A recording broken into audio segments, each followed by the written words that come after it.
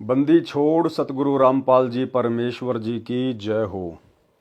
परम पिता परमात्मा सारी सृष्टि के रचनहार कुल मालिक असंख्य ब्रह्मांडों के स्वामी जगत गुरु तीनों लोकों में प्रवेश करके सबका भरण पोषण करने वाले राजाधिराज आत्माधार नाथों के नाथ देवों के देव महादेव सर्वेश्वर महेश्वर मृत्युंजय अजरो अमर आदि अनादि सनातनी प्रभु जगत पिता जगदीश्वर श्री श्री 1008 की उपाधि के वास्तविक अधिकारी अकाल मूर्त शब्द स्वरूपी राम वासुदेव सर्वगतम ब्रह्म परम पूज्य प्रथम पूज्य परम संत परम पुरुष परम धनी परम दयालु सत्य कबीर हक्का कबीर अल्लाहु अकबर बाखबर अल्लाह ताला जगत के तारणहार जगत के मुक्तिदाता जगत के जगन्नाथ हारे के सहारे हिंदुओं के राम मुसलमानों के अल्लाह सिखों के वाहिगुरु ईसाइयों के मसीह दया के सागर दया निधि करुणा के सागर करुणा निधि स्वयंभू परिभू संकट मोचन कष्ट हरण मंगल करण दुख भंजन अविगत कबीर निर्विकार निर्विषम परमात्मा अलय अलेख सतगुरु आदि अनादि सतगुरु असली मर्यादा पुरुषोत्तम असली राम असली कृष्ण असली घनश्याम असली मुरारी राजाओं के राजा महाराजाओं के महाराजा शहंशाहों के शहंशाह सम्राटों के सम्राट भगवानों के भगवान अल्लाहों के अल्लाह प्रभुओं के प्रभु मसीहाओं के मसीह सच्चे वाहिगुरु बाबाओं के बाबा पीरों के पीर सेठों के सेठ जगत सेठ सावड़सा सेठ सर्वगुण संपन्न अनंत कोटि कलाओं के स्वामी अनंत कोटि ब्रह्मांडों के नायक योगियों में महायोगी ध्यानियों में महाध्यानी सिद्धों में परम सिद्ध ज्ञानियों में तत्व ज्ञानी ब्रह्म ज्ञानी महाज्ञानी परम ज्ञानी सर्वश्रेष्ठ ज्ञानी विज्ञानी युवा कबीर समरथ कबीर असमवात अमित ओजा सच्चे रहनुमा करीम अल्लाह सुभान अल्लाह दुनिया के अंतिम पैगंबर 8 सितंबर 1951 से गांव धनाना जिला सोनीपत हरियाणा भारतवर्ष की पावन भूमि पे प्रकट रियल कल की भगवान श्री नारायण साकार हरि श्री बाबा साहिब शब्द स्वरूपी राम संत श्रोमणी सतगुरु रामपाल जी परमेश्वर जी के चरण कमल में साध संगति से जुड़े हुए देश विदेश से आपरम सभी सत्सेवक भाई बहनों का अनंत कोटि दंडवत प्रणाम। सत्साई भाई और बहनों, दया पूज्य गुरुदेव भगवान की सारी सृष्टि के रचनहार की सतगुरु रामपाल जी परमेश्वर जी की जिनके शुभ आशीर्वाद से विशेष आशीर्वाद से आपरम सभी सत्सेवक आत्माएं गुरुदेव के तत्व ज्ञान को आधार बनाकर अपनी आत्मा के कल्याणार्थ हेतु साध संगति से जुड़कर निरंतर भक्ति मार्ग पर आगे की ओर बढ़ रहे हैं। भाई और बहनों, पूज्य गुरुदेव जी की बहुत बड़ी मेहर बरस रही है जो हम आत्माओं को अध्यात्म से संबंधित नई नई जानकारियां उन्हीं के कर कमल से लिखित पवित्र पुस्तक मुक्ति बोध से प्राप्त हो रही हैं और जिसको पढ़कर सुनकर आप और हमारा विश्वास आसमान को छू रहा है और यही विश्वास एक दिन आप और हमें सतलोक के दर्शन करवाएगा, क्योंकि परमात्मा कहते हैं कहे कबीर सुनो भाई साधो मैं तो हूँ विश्वास में। तो गुरुदेव हमें मिलेंगे, लेकिन कब? जब हम पूर्णतया विश्वास कर लेंगे, आंख बंद करके ब्लाइंड फेथ कर लेंगे कि इस सृष्टि में यदि कोई एकमात्र कबीर परमेश्वर है तो सतगुरु रामपाल जी परमेश्वर हैं, उनके अलावा और कोई भगवान कहीं नहीं है। इनकी मौज ये चाहें तो सर्व ब्रह्मांडों में सर्व जगहों पर अनंत रूप बनाकर बैठ सकते हैं। इसलिए अब हमने वो गलतियां नहीं करनी है जो गलतियां हम युगों युगों से भक्ति मार्ग पर करते आ रहे हैं। सबसे बड़ी गलती है गुरु को मानुष मानकर भक्ति करना। तो अब हमने गुरु को मानुष मानने की गलती शौपन में भी नहीं करनी है। तो भाई और बहनों, मुक्ति बोध के ऊपर वीडियो बनाने की श्रृंखला जारी है। इसी श्रृंखला में आज हमारा ये 13वें नंबर का वीडियो है। प्रत्येक वीडियो में गुरुदेव के आशीर्वाद से हमें बहुत कुछ नया सीखने को जानने को मिलता है। आज गुरुदेव भगवान ने काशी में जो भंडारा हुआ था शॉर्ट में उसका हल्का सा जिक्र किया है। उसके बाद सार शब्द को लेकर और बहुत सारी गहन गहन जानकारियां गुरुदेव ने उपलब्ध करवाई हैं, जिन जानकारियों को देखकर सुनकर हमारा विश्वास और अधिक दृढ़ होगा। तो चलिए शुरू करते हैं वीडियो। पवित्र ग्रंथ मुक्ति बोध पेज नंबर 98। काशी में भंडारा करना। सरलार्थ, मांझी यानी नौका को चलाने वाला यानी खेवट, उसको कहते हैं मांझी। जैसे सतगुरु वर्तमान में भक्ति की नौका चला रहे हैं, भक्ति की जो है नाव चला रहे हैं। सतगुरु वर्तमान में भक्ति के खेवट हैं, भक्ति के मांझी हैं। तो मांझी कहते हैं नौका को चलाने वाला यानी खेवट। संसार सागर से जीव की नौका को पार करने वाला। मर्द, मर्द कहते हैं समर्थ पुरुष को, और इस सकल सृष्टि में एकमात्र मर्द केवल कबीर परमेश्वर सतगुरु रामपाल जी भगवान है। बाकी सब उनकी स्त्रियां हैं, सब उनकी आत्माएं हैं।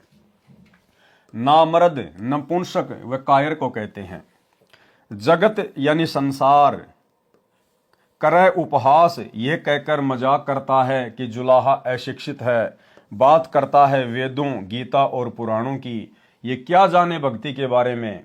अन्य संतों के ज्ञान को परमेश्वर कबीर जी ने गलत सिद्ध कर दिया था, परंतु आंखों देखकर भी अपनी रोजी रोटी को बनाए रखने के मकसद से परमेश्वर कबीर जी को रास्ते से हटाने के लिए, बदनाम तथा शर्मसार करने के मकसद से भिन्न भिन्न हथकंडे अपनाते रहते थे।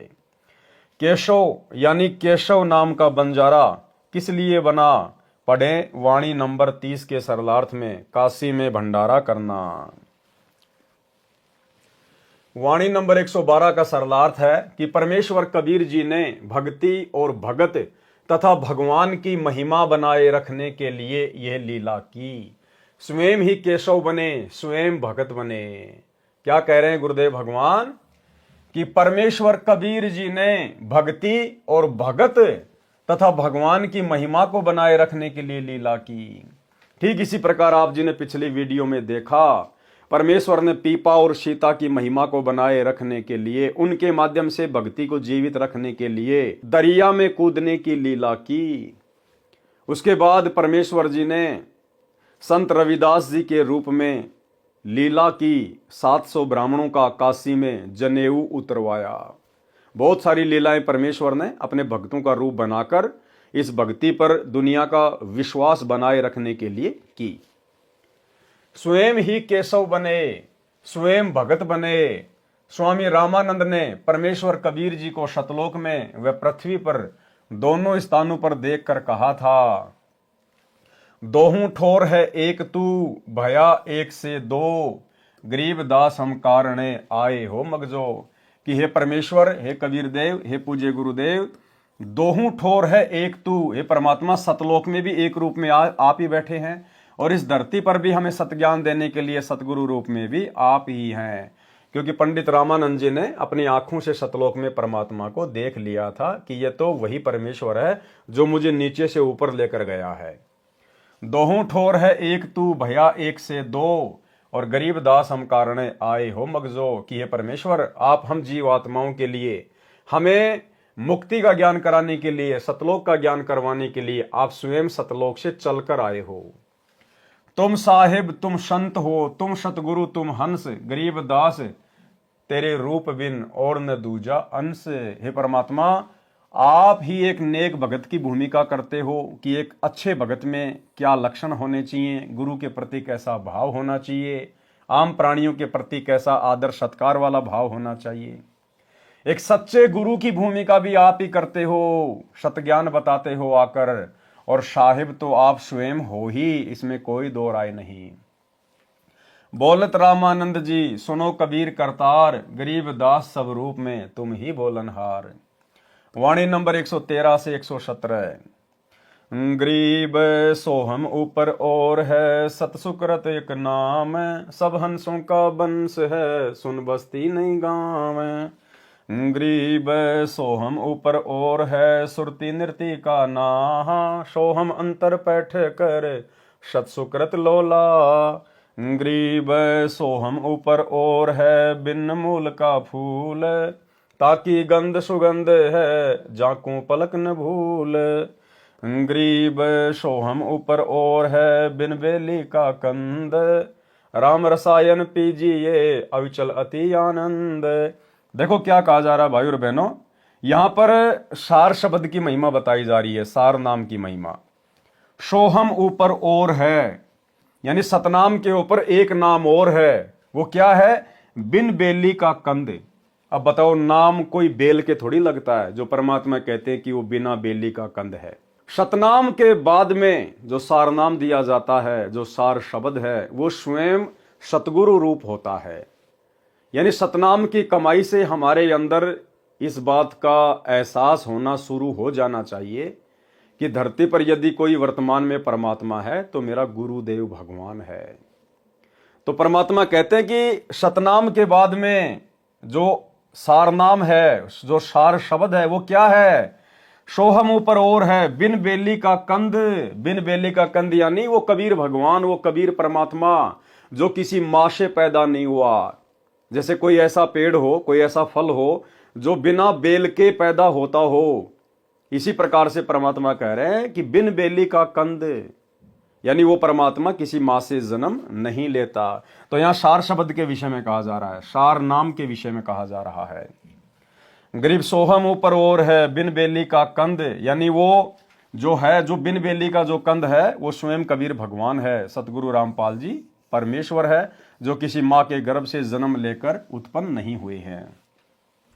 राम रसायन पीजिए अविचल अति आनंद, गरीब सोहम ऊपर और है, कोई एक जान भेव।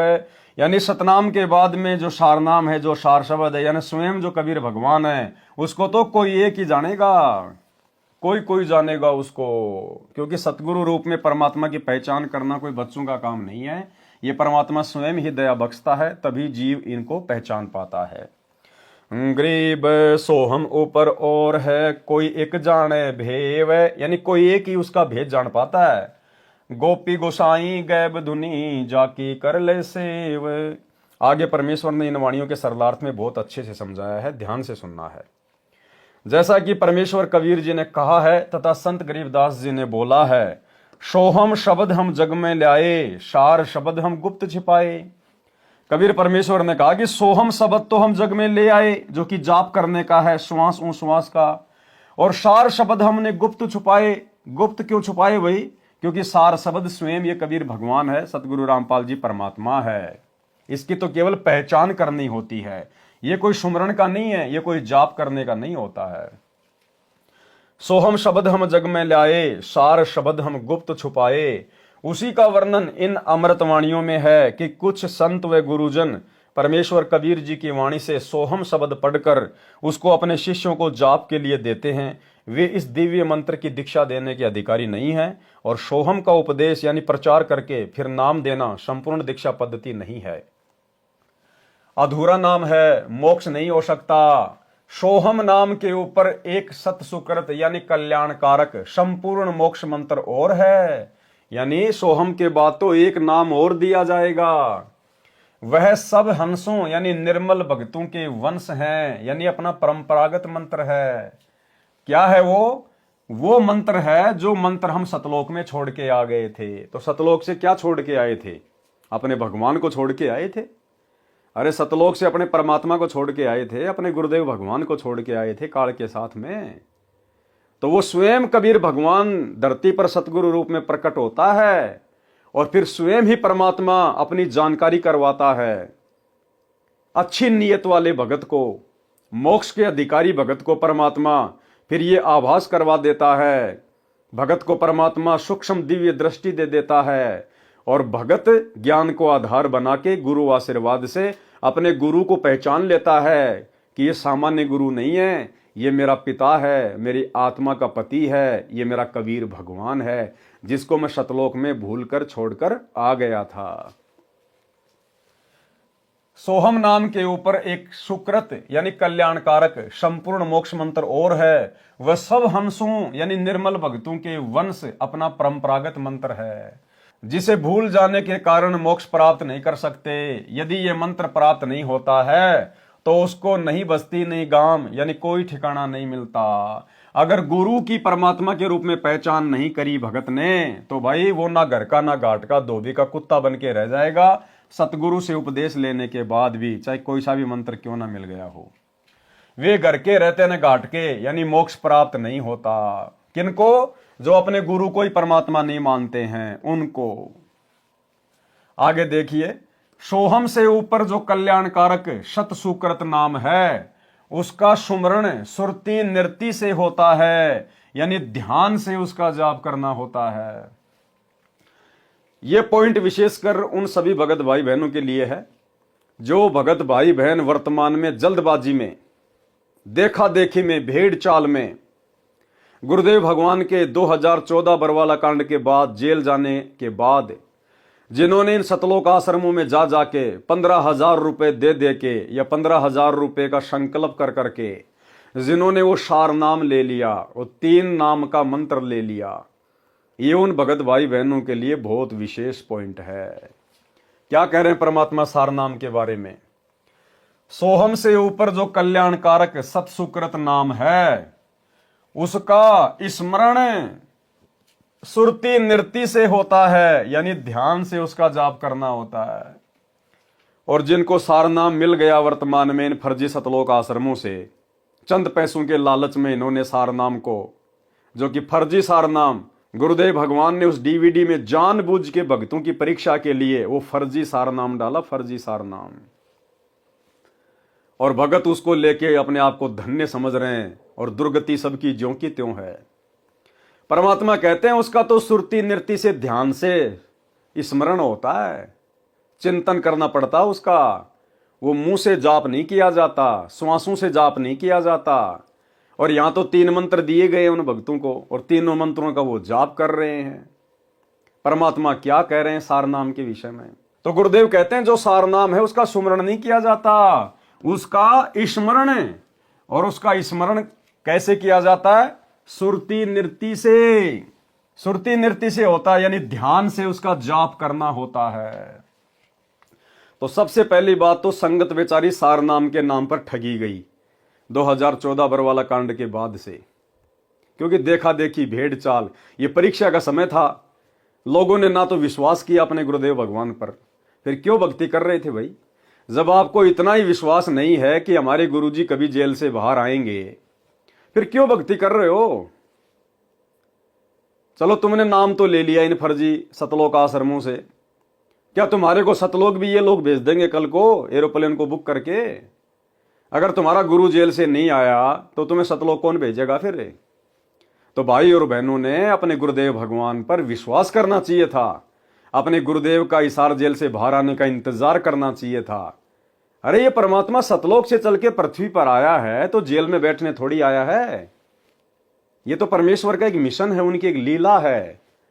जो गंदगी सतलोक आश्रमों में जमा हो चुकी थी, भक्तों की भीड़ के रूप में जो गंदगी जमा हो चुकी थी, परमात्मा उसकी छटनी करने के लिए इसार जेल में बैठे हैं। तो भक्तों ने विश्वास करना चाहिए था, इंतजार करना चाहिए था, जैसे हम सत्सेवक भाई बहन कर रहे हैं और ज्ञान आधार से अपनी भक्ति कर रहे हैं। तो पहली बात तो संगत सार नाम के नाम पे ठगी गई। उसके बाद सतलोक आश्रम मैनेजमेंट हरियाणा ने काल प्रेरणा से सार शब्द देना शुरू कर दिया, सार शब्द। और सार शब्द का क्या दिया इन्होंने? 3 मंत्र, ओम सोहम सत्य कबीरा, ओम सोहम सत्य कबीरा।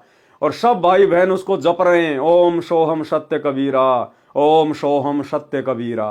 और 1-1 लाख रुपया ले लिया गया उस सार शब्द का, 1-1 लाख रुपया।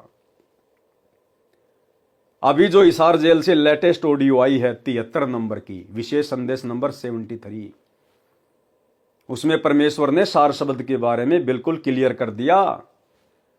भाई और बहनों, आपने एक चीज नोट की होगी, इससे आपको यह भी विश्वास होगा कि यह पवन दास अपनी तरफ से कुछ नहीं बोलता है। परमात्मा मुझे जो प्रेरणा करते हैं वही संदेशा दास आप जियों को देता है। और दास पिछले कई वर्षों से सार शब्द के बारे में यही बताता आया है कि सार शब्द कोई मंत्र नहीं है, सार शब्द कोई जाप करने का मंत्र नहीं है। सार शब्द तो खुद हमारा गुरुदेव भगवान है, खुद हमारा परमात्मा है सार शब्द। लेकिन किसी भी भाई बहन को विश्वास नहीं हुआ, मन में शंका कि नहीं इसको क्या पता, ये तो आश्रमों में भी नहीं जाता, गुरुजी ने इसको गुरुद्रोही घोषित कर रखा है। ठीक है भैया, गुरुदेव ने अपने मिशन के तहत मुझे गुरुद्रोही घोषित कर दिया, मेरा सौभाग्य। आश्रमों में मैं इसलिए नहीं जाता क्योंकि आश्रमों में काल बैठा हुआ है, लेकिन ज्ञान तो गुरुदेव भगवान का हमारे पास में है, वो तो बाहर है, स्वतंत्र है, ज्ञान को तो किसी ने बांध नहीं रखा। तो दास पिछले कई वर्षों से यही बात कहता आ रहा है कि सार शब्द के नाम पे धोखा मत खाओ। ये कंप्लीट जो दीक्षा होती है केवल 3 बार में पूरी होती है, जो कबीर सागर में लिखी हुई है। और चौथी बार में तुम लोगों को जो सार शब्द दिया जा रहा है, ओम सोहम सत्य कबीरा, ये काल प्रेरणा से तुम्हें ठगा जा रहा है, ये तुम्हारी परीक्षा है और तुम अपने विकेट पर विकेट गिरा रहे हो। ये कोई जाप करने का मंत्र नहीं होता। परमात्मा ने तो उस डीवीडी में जानबूझ के भक्तों की परीक्षा के लिए बोल बोल के वो मंत्र डाल दिए। अरे सार शब्द भी अगर भगत देंगे तो भगवान सतलोक से चलकर क्यों आया, किस लिए आया? फिर गुरु जी की जरूरत क्या पड़ गई भक्तों को? तो भाई और बहनों, अब 73 नंबर की विशेष संदेश वाली ऑडियो में गुरुदेव भगवान ने सार शब्द को लेकर बिल्कुल क्लियर कर दिया। इस नीच पवनदास का परमात्मा ने खुले शब्दों में समर्थन कर दिया। और गुरुदेव कह रहे हैं कि सार शब्द कोई जाप करने का मंत्र नहीं है, सार शब्द कोई मंत्र नहीं है। सुनिए ध्यान से, परमेश्वर प्रथम मंत्र सतनाम, सारनाम और सार शब्द के बारे में क्या कह रहे हैं। भगत भाई बहनों की आंखें खुल जानी चाहिए इसको सुनने के बाद में, अन्यथा भाई और बहनों आंखें फिर फूटी पड़ी हैं। सुनिएगा।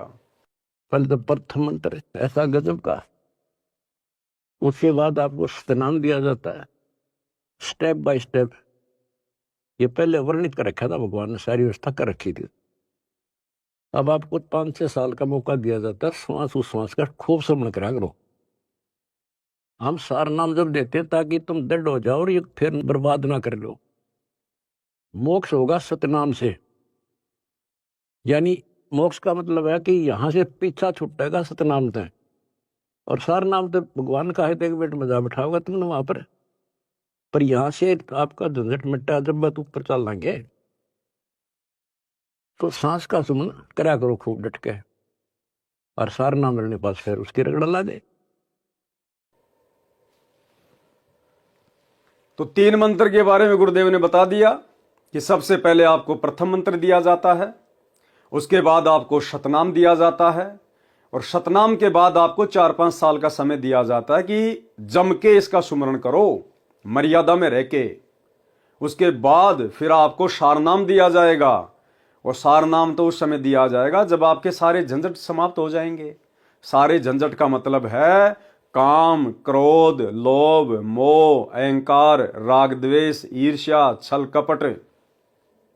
तो ये तो ज्यों का त्यों भरा पड़ा है आज भक्तों में। जिन जिन भक्तों ने सतलोक आश्रमों से सार नाम ले लिया है, सबसे ज्यादा राग, द्वेष, ईर्ष्या, काम, क्रोध, लोभ, मोह, अहंकार यदि किसी में है तो उन सार नाम और सार शब्द प्राप्त भक्तों के अंदर है।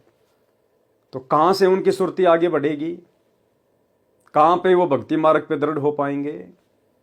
तो 3 बार की दीक्षा के बारे में गुरुदेव ने बता दिया। अब आगे गुरुदेव जिक्र कर रहे हैं सार शब्द का। जिस सार शब्द के नाम पे गुरुदेव के कलयुगी परिवार ने आप भाई बहनों को 1-1 लाख रुपए के चक्कर में काल प्रेरणा से मूर्ख बना दिया है, आपकी तमाम मर्यादाएं खंडित करवा दी गई हैं, आप भाई बहनों को गुरुदेव भगवान की नजरों में नीचे गिरा दिया गया है। अब सार शब्द के बारे में क्या कह रहे हैं गुरुदेव? सार शब्द कोई मंत्र नहीं है जिसका तुम लोग जाप करने में लगे हुए हो। क्या कह रहे हैं, ध्यान से सुनिए। उसके बाद चौथा कोई मंत्र नहीं देते हम, दीक्षा नहीं है चौथा। उसके बाद चौथा कोई मंत्र नहीं देते हम, दीक्षा नहीं है चौथा। उसके बाद चौथा कोई मंत्र नहीं देते हम, दीक्षा नहीं है चौथा। चौथे जो सार शब्द है उसमें आपकी भक्ति को सैचुरेट किया जाता है, उसको और प्रगाढ़ किया जाता है, और वो सिमरण मिलने के बाद फिर जल्दी छूट जाओगे। उससे पहले सतनाम बहुत जरूरी है। सतनाम का सिमरण जब पूरा ना हुआ तो ये काम नहीं करेगा। और कोई हमने शौक थोड़ा है आपसे में सार शब्द ना देंगे, सार नाम ना दे, आपके लिए तो खड़े हो रहे हैं, पर समय पर देता डॉक्टर, समय से पहले फोड़ेगा, चीरा ना करे। तो मरीज कुछ भी कहता रहे, उस डॉक्टर ने अपने हिसाब से चलना होता है। तो भाई और बहनों, आपने सुन लिया सार शब्द के विषय में कि सार शब्द कोई मंत्र नहीं है, सार शब्द कोई दीक्षा नहीं है, कोई जाप करने का मंत्र नहीं है सार शब्द। और आप लोग सारा दिन ओम सोहम सत्य कबीरा, ओम सोहम सत्य कबीरा, 1-1 लाख रुपए देके ठगे गए आप लोग। क्या कह रहे हैं गुरुदेव भगवान? यही हम चीख रहे हैं, हम चिल्ला रहे हैं पिछले 7-8 वर्षों से कि मूर्ख मत बनो, ये परीक्षा का समय है, गुरु देख रहा है। वो बालक नहीं है, बेबस नहीं है, लाचार नहीं है जो सरकार ने पकड़ के जेल में बैठा दिया और बाहर नहीं निकल पा रहा। वो अपनी मर्जी का मालिक है, वो छटनी करने के लिए बैठा हुआ है, और तुम इंतजार करो अपने गुरु का।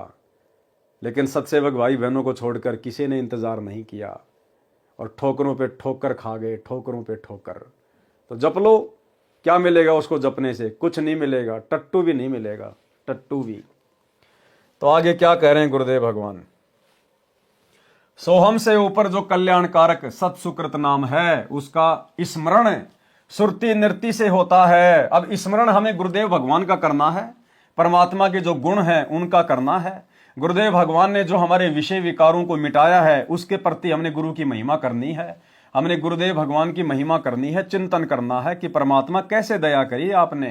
पल पल भगत अपने गुरु को याद रखे, उसके गुणों को याद रखे, अपने गुरु के द्वारा किए गए उपकार को याद रखे, गुरु का बारंबार जो है धन्यवाद करे। उसको कहते हैं सुरति नृति से सुमरण करना। वो है सार शब्द, यानी सार शब्द यानी संपूर्ण रहस्य, फुल पावर शब्द। हम हैं शब्द, शब्द हम माही, हमसे भिन्न और कछु नहीं। ये है वो सार शब्द।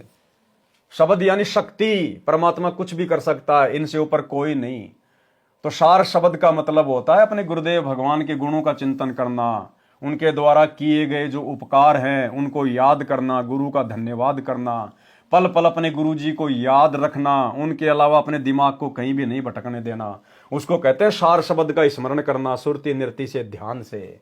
और तुम क्या जाप कर रहे हो, परमात्मा क्या बता रहे हैं?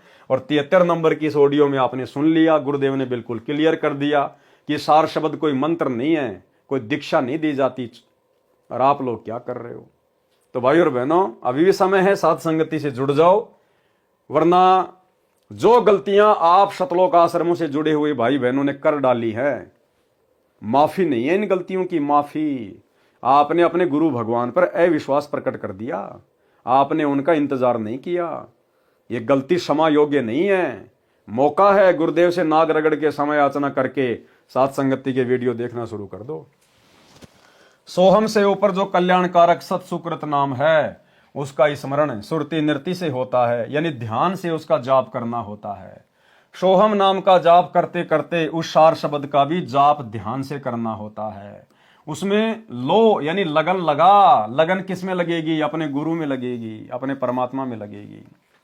जो सार शब्द है वह सत्य पुरुष जी का जाप है। किसका जाप है? सत्य पुरुष का जाप है। जो सार शब्द है वह सत्य पुरुष जी का जाप है। उस परमेश्वर के कोई माता पिता नहीं है। अब देखो, बात चल रही है सार शब्द की, और क्या कहा जा रहा है? उस परमेश्वर के कोई माता पिता नहीं है। तो क्या हुआ सार शब्द? सार शब्द का मतलब वो परमेश्वर, वो परमात्मा, वो गुरुदेव भगवान, जिसका कोई माता पिता नहीं है। कौन हुआ सार शब्द? स्वयं गुरुदेव भगवान। ध्यान से पढ़ो। जो सार शब्द है वह सत्य पुरुष जी का जाप है। उस परमेश्वर के कोई माता पिता नहीं है, यानी उनकी उत्पत्ति नहीं हुई। बिन बेली, बिना बेल के लगा फूल है। क्या कह रहे हैं? बिन बेली, बिना बेल के लगा फूल है। बिना बेल के लगा फूल क्या हुआ? जिसके कोई माता पिता नहीं है, जिसको किसी ने पैदा नहीं किया हो, उसको कहते हैं बिन बेली, बिना बेल के लगा हुआ फूल। ये किसके विषय में बात हो रही है? सार शब्द के विषय में। क्योंकि आपने जस्ट पहले क्या पढ़ा? देखो, मालिक ने यहां लिखा हुआ है ना, गरीब सोहम ऊपर और है, बिन बेली का कंद। ये किसके बारे में हो रही है बात? सोहम ऊपर और है, यानी सतनाम के बाद में जो सार शब्द दिया जाएगा वो है बिन बेली का कंद। तो कौन है वो बिन बेली का कंद? कोई मंत्र नहीं है, स्वयं गुरुदेव भगवान है। और यहां भी वही बात हो रही है, यानी उनकी उत्पत्ति नहीं हुई। बिन बेली, बिना बेल के लगा हुआ फूल है, अर्थात स्वयंभू परमात्मा कबीर जी हैं। हो गया क्लियर? अर्थात स्वयंभू परमात्मा कबीर जी हैं। बात किसकी चल रही है? सार शब्द की। तो कौन है सार शब्द? स्वयं हमारे गुरुदेव भगवान।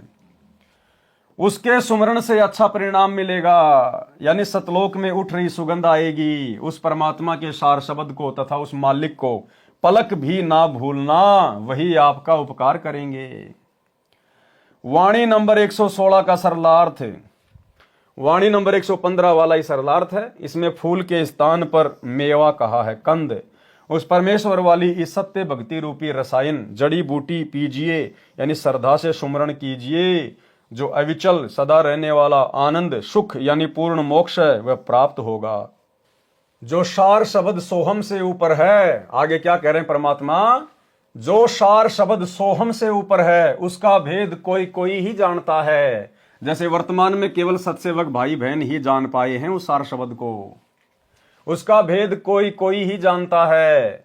गुप्त यानी अव्यक्त, गोसाई परमात्मा, गैब धुनी यानी उस जाप से स्मरण की आवाज बनती है, उसे धुन कहा है। उस मंत्र की सेव यानी पूजा करो। तो पूजा किसकी की जाती है? अपने गुरुदेव भगवान की जाती है। भाई पूजा किसकी करोगे? देव की करोगे ना। तो सबसे बड़ा देव कौन? अपना गुरु, देवों का देव महादेव। तो यहां क्या कहा जा रहा है? उस मंत्र की सेव यानी पूजा कर। तो पूजा तो भाई अपने गुरुदेव भगवान की करते हैं हम। वाणी नंबर 118। ग्रीब सुरती लगे और मन लगे, लगे निर्ति धुन ध्यान, चार जुगन की बंदगी एक पलक परवान। सरलार्थ, उस संपूर्ण दीक्षा मंत्र का सुमरण स्मरण ध्यान पूर्वक करना है। उसका स्मरण करते समय सुरती नृति तथा मन नाम के जाप में लगा रहे। ऐसा न हो कि कबीर माला तो कर में फिरे, जीव्या फिरे मुख माही, मनवा तो चहु दिस फिरे, ये तो सुमरण नाही। सुरती नृति तथा मन व श्वास यानी पवन के साथ सुमरण करने से, एक ही नाम जाप से 4 युगों तक की गई शास्त्र विरुद्ध मंत्रों के जाप की भक्ति से भी अधिक फल मिल जाता है। वाणी नंबर 119। गरीब सुरती लगे और मन लगे, लगे नृति तिस ठोर, शंकर बख्शा मेहर करी, उबर गई जदगोर। सरलार्थ, उपरोक्त विधि से स्मरण करना उचित है। उदाहरण बताया है कि जैसे शंकर भगवान ने कृपया करके पार्वती जी को गुप्त मंत्र बताया, जो प्रथम मंत्र ये दास रामपाल दास देता है, जो शास्त्रोक्त नाम है, और देवी जी ने उस स्मरण को ध्यान पूर्वक किया तो तुरंत लाभ मिला। वाणी नंबर 120। गरीब सुरती लगे और मन लगे, लगे नृति तिस माही, एक पलक ता संचरे, कोटि पाप अग जाही। सरलार्थ, उपरोक्त विधि के सुमरण यानी स्मरण से एक क्षण में करोड़ों पाप नष्ट हो जाते हैं। वाणी नंबर 121। गरीब अवगत की अवगत कथा, अवगत है सब ख्याल, अवगत सु अवगत मिले, कर जोर तब काल। सरलार्थ, अवगत की यानी दिव्य परम पुरुष परमेश्वर की अविगत कथा दिव्य कहानी है। उसका ख्याल यानी विचार विमर्श भी अविगत यानी अनोखा है, क्योंकि उसका किसी को ज्ञान नहीं होता। कोई प्रथम बार उस परमेश्वर की महिमा सुनता है तो अनोखी लगती है। उस परमेश्वर को अविगत से दिव्य मंत्र की साधना से अविगत मिले प्राप्त करते हैं, तो उस साधक के सामने कर जोरे तब काल यानी काल ज्योति निरंजन हाथ जोड़ता है और उसको शतलोक जाने में बाधा उत्पन्न नहीं करता। वाणी नंबर 122। गरीब अमर अनुपम कबीर आप हैं और सकल सब खंड, सूक्ष्म से सूक्ष्म सही पूर्ण पद प्रचंड। सरलार्थ, वह अमर अनुपम यानी अद्भुत परमात्मा स्वयं कबीर जी हैं। अन्य सब प्रभु खंड यानी नाशवान हैं, यानी खंडित होने वाले हैं। वह परमेश्वर सूक्ष्म से सूक्ष्म यानी समर्थ है। जैसे अणु से अधिक विस्फोटक परमाणु है, इसी प्रकार परमेश्वर परमाणु से भी अधिक सूक्ष्म होने से अधिक शक्तिमान है। और पूर्ण पद वह परम पद प्राप्त कराने वाले हैं। जहां जाने के पश्चात साधक फिर लौटकर संसार में कभी नहीं आते। वह परमेश्वर ऐसा प्रचंड यानी प्रबल है। राग प्रभाती से शब्द नंबर 8। कोई जन जानेगा भेव, शाख नहीं वह तो मूल है। यानी वो कबीर परमात्मा कोई शाखा नहीं है, वो तो भक्ति का मूल है। मूल जो अविनाशी है, अखंड है, जड़ है। ऊपरी मूल तले को डार, दिव्य चिस्मो तुम देखो रे निहारी, समाधान शाखा ने पात, कौन लखे साई की दाती। राता पीरा है आकाश, दमकू खोजो महतत बास, महतत में एक मूर्ति ऐन, मुरली मधुर बजावे बैन, अक्षय वृष अस्तान हमार, खेलो हंसा अधिक आधार। यानी सतलोक की बातें कर रहे हैं परमात्मा, वहां कितने सुख हैं। कोटिक ब्रह्मा धरते ध्यान, कोटिक शंभु है सुरज्ञान, नारद विष्णु रटते शेष, कोई न जाने सतगुरु उपदेश। सनक सनंदन है ल्योलीन, यानी सनक और सनंदन जो ब्रह्मा जी के 4 पुत्र हैं, वो भी उस परमात्मा की प्राप्ति में लगे हुए हैं। सनक सनंदन है ल्योलीन, ध्यान धरे सतगुरु दुर्बीन। जनक विदेही और सुखदेव, गोरख दत्त करत हैं सेव। कोटि कला त्रिवेणी तीर, दास गरीब भजी अवगत कबीर। वाणी नंबर 123। गरीब अदम उदाहरण भक्ति है, अदम उदाहरण नाम। अदम उदाहरक संत हैं, जिनकी मैं बलि जाऊं।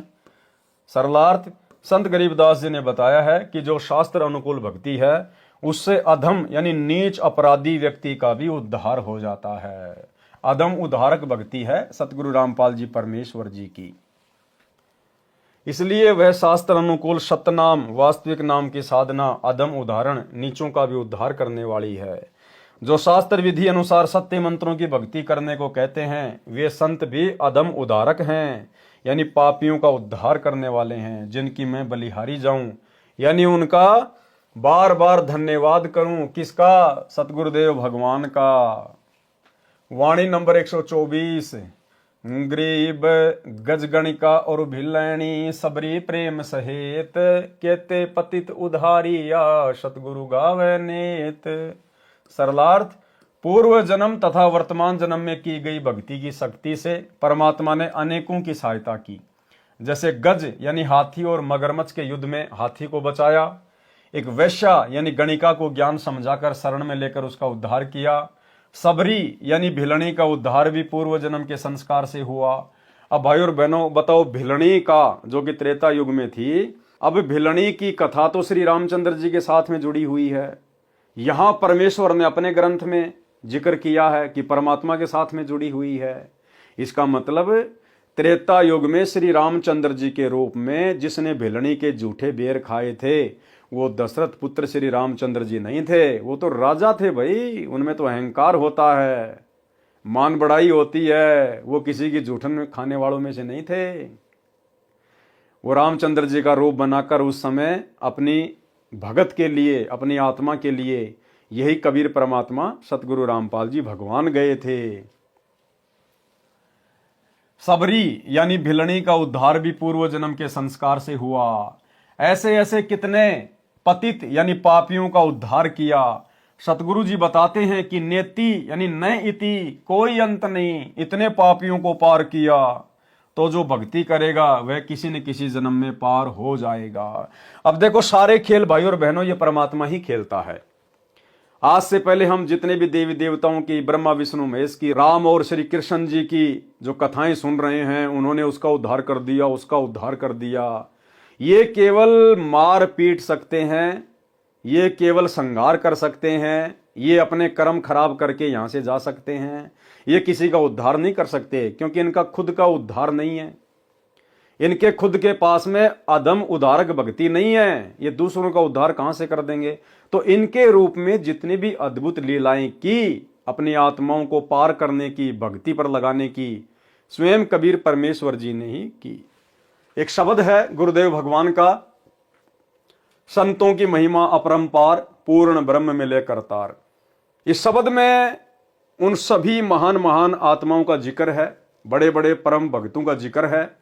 इससे हमें भली भांति समझ में आ जाएगा कि भले कोई श्री कृष्ण जी की भक्ति करता था, भले कोई श्री रामचंद्र जी की भक्ति करता था, भले कोई ब्रह्मा विष्णु महेश को पूजता था, आज जिन जिन भक्तों के, भगतमतियों के नाम हैं, उन सबको उनके इष्ट रूप में जिसको भी वो अपना पूज्य देव मानते थे, राम कृष्ण ब्रह्मा विष्णु महेश, उन देवी देवताओं के रूप में इसी कबीर परमेश्वर सतगुरु रामपाल जी भगवान ने ही जाकर उनकी मदद की, उनकी महिमा बनाई और उनको भक्ति के योग्य बनाया, मोक्ष के योग्य बनाया। इस शब्द से हमें सब समझ में आएगा।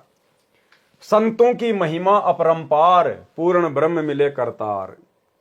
संतों की महिमा अपरंपार, पूर्ण ब्रह्म मिले करतार। संतों की महिमा अपरंपार, पूर्ण ब्रह्म मिले करतार। यानी जिन भी आत्माओं को भक्ति के लिए जो मिला है वो पूर्ण ब्रह्म करतार मिला है। कबीर भगवान सतगुरु रामपाल जी ही उन आत्माओं को मिले हैं। आज मारे आए संत सुजान, तन मन धन वारूंगी प्राण, आज मारे आए संत सुजान, तन मन धन वारूंगी प्राण। आज हमारे आए संत सुजान, आज स्वयं वो कबीर परमात्मा संत रूप धारण करके, सतगुरु रूप धारण करके पृथ्वी पर आ चुके हैं, हमारे घर में प्रकट हो चुके हैं, क्योंकि हमने घर में उनका दरबार लगा दिया। अब मैं उनके ऊपर अपना तन मन धन सब कुछ वार दूंगा, न्योछावर कर दूंगी। चरण कमल रज डारो शीस, मानो आप मिले जगदीश। चरण कमल रज डारो शीस, मानो आप मिले जगदीश। कि मैं उनके चरणों की रज, उनके चरणों की धूल अपने शीश पर डालूंगा। मेरे लिए तो परमात्मा ही आ गए, मानो आप मिले जगदीश। स्वयं कबीर भगवान ही उतर कर धरती पर सतगुरु रूप में आ गए। संतों की महिमा कही न जाए, 68 तीर्थ चरणों पाए। संतों की महिमा कही न जाए, 68 तीर्थ चरणों पाए। कि ऐसे महान संतों की हम क्या महिमा करें, कैसे उनका गुणगान करें। 68 तीर्थों का फल घर बैठे बैठे उनके चरणों में प्राप्त हो गया, उनकी भक्ति में प्राप्त हो गया। संतों की महिमा अपरम पार, पूर्ण ब्रह्म मिले करतार। संतों की महिमा अगम अगाध, संतों की महिमा बहुत आगे की है, समुद्र जैसी अथाह है, गहरी है, कोई उनका वारन पार नहीं है। संतों की महिमा अगम अगाध, नारद से उधरे प्रहलाद। नारद से उधरे प्रहलाद, यानी त्रेता युग में भगत प्रहलाद के पास भी उसको भक्ति पर लगाने के लिए नारद के रूप में यही कबीर परमात्मा गए, यही सतगुरु रामपाल जी भगवान। क्योंकि भक्ति के लिए तो जो भी कुछ कर सकता है यही परमात्मा कर सकता है। तो भगत प्रहलाद जी के पास में नारद का रूप बनाकर कौन गए? कबीर परमात्मा सतगुरु रामपाल जी भगवान। और महिमा बन गई श्री विष्णु जी की, नारद जी की। कोई बात नहीं, आज हमें सच्चाई का पता चल जाएगा। आज उन सब की महिमा फीकी पड़ जाएगी और एकमात्र पूरे विश्व में, पूरे ब्रह्मांड में, तीनों लोकों में गुरुदेव भगवान की महिमा चलेगी। धुरु भेटे नारद निर्बान, अमरपुरी पर रचे विमान। धुरु को भी यही कबीर परमात्मा सतगुरु रामपाल जी भगवान मिले थे।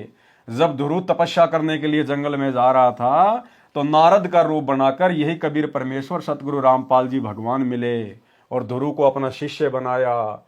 और उसके बाद अमरपुरी पर रचे विमान, धुरु के लिए परमात्मा ने अलग से नगरी की रचना कर दी, धुरुपुरी की।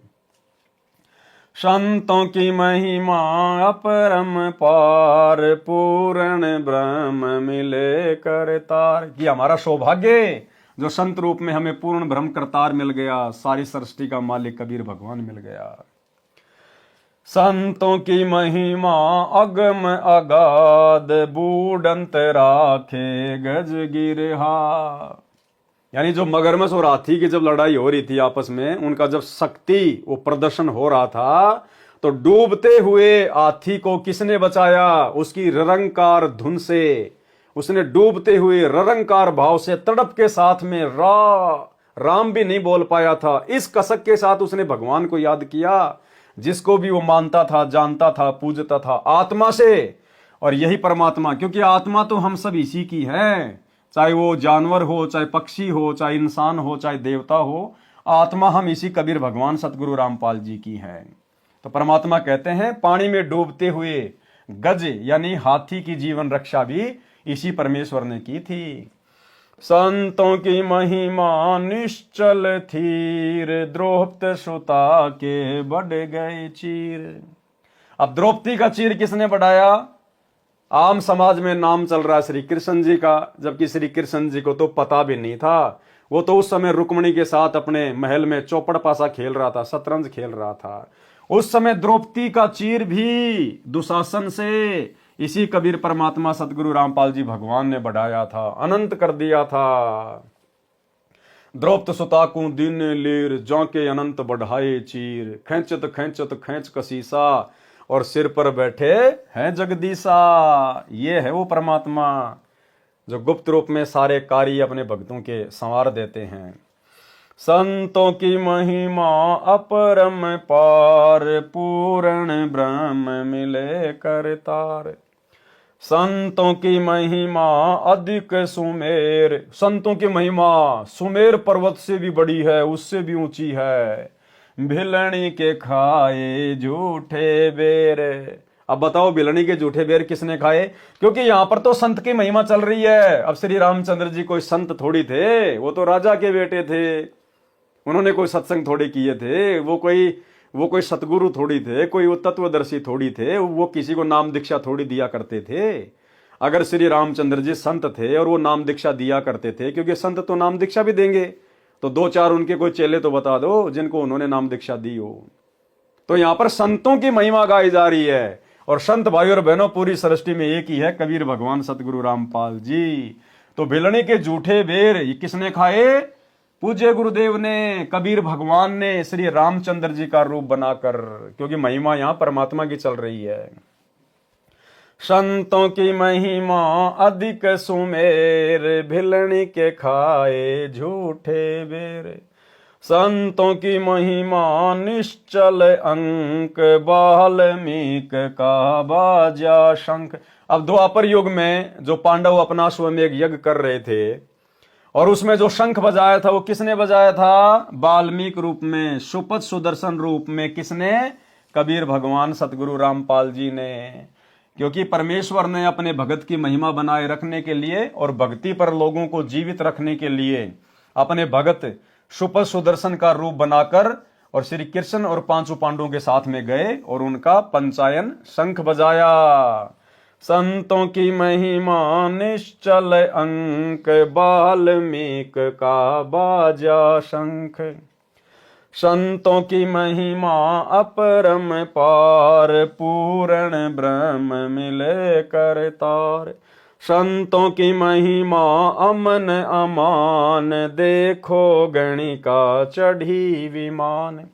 गणिका 650 साल पहले काशी में गणिका बहन, जिसने सत्संग सुना, जिसको ज्ञान हो गया, अपने पाप कर्मों से, अपनी वेश्यावर्ती वाले धंधे से आत्मग्लानि हो गई, सतगुरु की शरण में आ गई। तो अंत समय में उस गणिका को विमान में बैठा कर स्वर्ग में किसने भेजा? कबीर परमात्मा सतगुरु रामपाल जी भगवान ने। चमरा जुल्हा तर गए और छिपा नाई रे, गणिका चढ़ी विमान में सुरगापुर धाई रे। परमात्मा ने उसको बारंबार मां के गर्भ में नरक में नहीं आने दिया। परमेश्वर ने उस आत्मा को डायरेक्ट स्वर्ग में भेज दिया इस कलयुग की पिछली पीढ़ी तक। अब परमेश्वर उसको जन्म देंगे या दे दिया होगा। आप और हम निकम्मे थे जो बार बार मां के गर्भ से आ रहे हैं।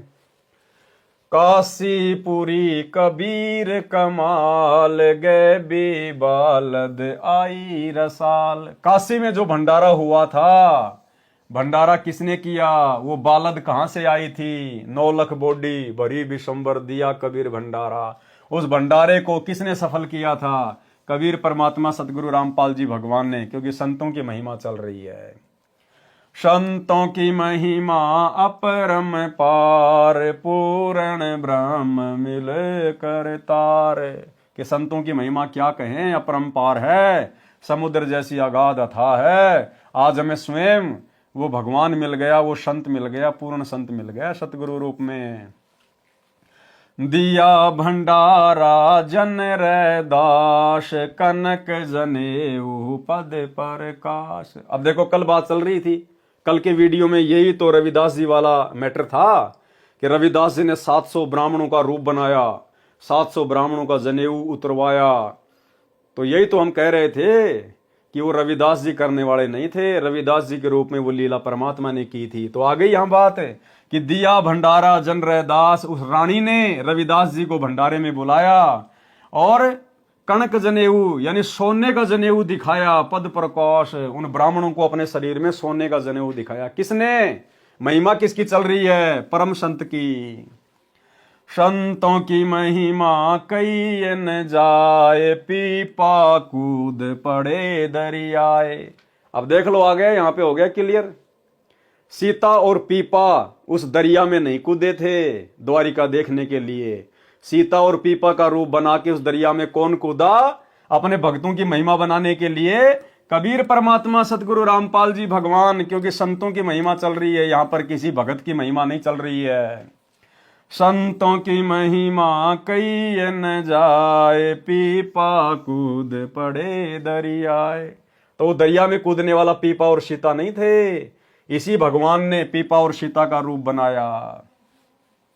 दास गरीब संतन को सेव, 84 मिट गई सुख देव। कि भाई अगर अपने 84 लाख योनियों का कष्ट मिटाना चाहते हो तो गरीबदास जी कहते हैं किसी पूर्ण संत की तलाश कर लो और उसकी सेवा करो। और भाई ये पूर्ण संत ये किसी के सर्च करने से नहीं मिलता, ये तलाशने से नहीं मिलता। जिसके ऊपर इसकी दया होती है, मेहर होती है, ये उसको स्वयं तलाश लेता है और अपनी शरण में ले लेता है। संतों की महिमा अपरम पार, पूर्ण ब्रह्म मिले करतार। अब आगे बढ़ते हैं अपने उसी मैटर पे। वाणी नंबर 125। गरीब राम रसायन पीजिए, यो ओसर यो दावे, फिर पीछे पछतावेगा, चला चली हो जावे। सरलार्थ, हे भगत, राम रसायन यानी शुभ नाम रूपी औषधि का सेवन कर, जिससे तेरी आत्मा की कीमत बने। रसायन क्या होता है? पूर्व समय में एक साधु ने जड़ी बूटियों का शोध करके रसायन यानी केमिकल तैयार किया। उसको लोहे पर डालने से लोहा सोना बन जाता था।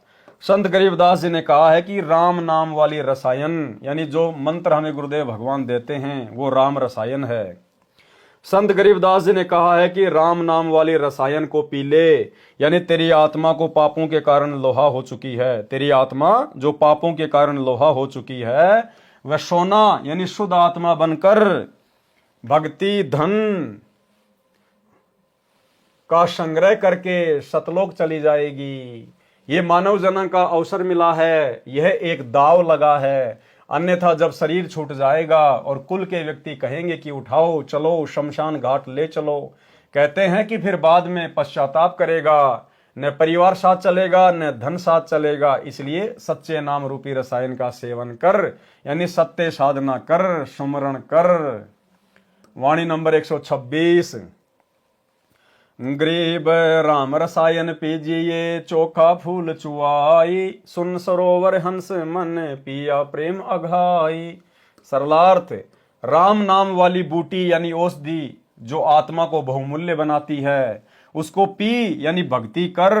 इतनी भक्ति कर कि चोखा फूल चुआई यानी भक्ति रूपी फूल को खिला, अर्थात अधिक से अधिक भक्ति करके महिमा बना।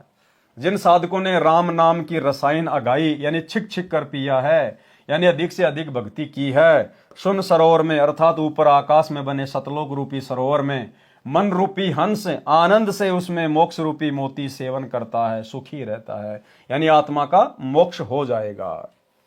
वाणी नंबर 127। गरीब कहता दास गरीब है, बांदी जाम गुलाम, तुम हो तैसी कीजिए भक्ति हिरंबर नाम। सरलार्थ, संत गरीबदास जी ने कहा है कि मैं बांदी जाम गुलाम यानी अति अधीन व नम्र भाव से कह रहा हूं। जैसे गुलाम अपने मालिक से कहता है, ऐसे तुम मालिक के बच्चे हो, उसी भाव से तुमको कह रहा हूं कि भक्ति करो, अपना कल्याण कराओ।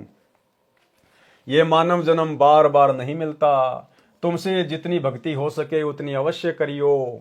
भक्ति रूपी हिरंबर यानी सोना नाम सत्य मंत्र से ही बनता है, यानी मोक्ष प्राप्ति के सच्चे नामों की भक्ति करके अपना जीवन स्वर्ण की तरह चमकाओ, उसकी कीमत बनाओ, अपना कल्याण कराओ। स्वामी रामदेवानंद गुरु महाराज जी की असीम कृपा से सुमरण के अंक का सरलार्थ संपूर्ण हुआ।